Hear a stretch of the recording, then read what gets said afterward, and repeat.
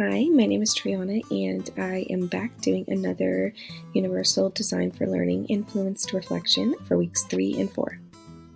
From the library activity, we took an SARC report, California dashboard information, and map information to create a fake classroom of students. With that classroom in mind, how can we as teachers use culturally sustaining practices, social justice education, and universal design for learning to teach that classroom in an enriching and meaningful way?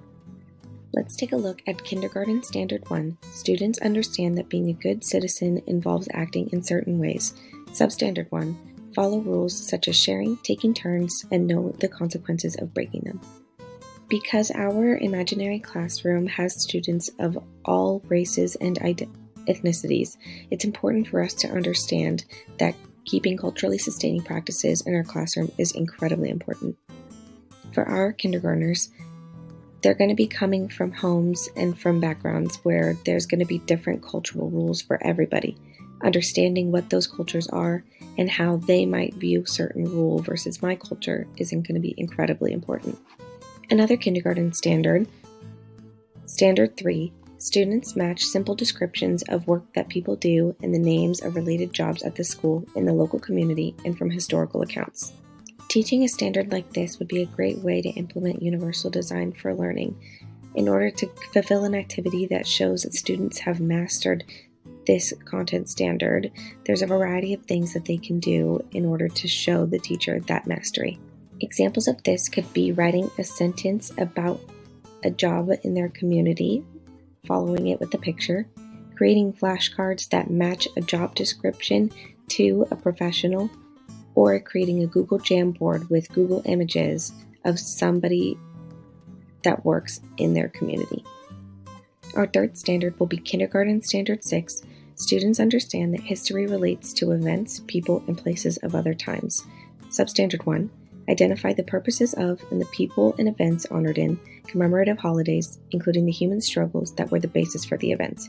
Examples are Thanksgiving, Independence Day, Washington and Lincoln's birthdays, Martin Luther King Jr. Day, Memorial Day, Labor Day, Columbus Day, and Veterans Day. For this standard, CSP, SJE, and UDL are all incredibly important to keep in mind when teaching such a big standard for kindergarten students. However, I do believe that social justice education will be the most important to keep above the rest. With our imaginary class in mind, 50% of our students are Hispanic, and at least 2 students in our class are Native American. This classroom, to teach about Thanksgiving, would require incredible sensitivity as well as an accurate depiction of what the holiday is, what it represents, and how we got here historically would be so important for our class. Some of my challenges in answering the first question were really looking at the 24 students that I created in my class and seeing what were my best answers to this question.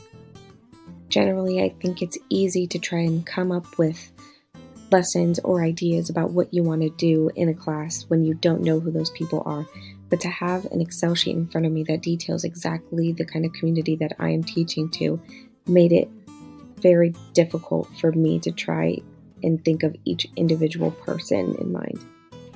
My view of anti-racist education has greatly influenced the way that I view these content standards.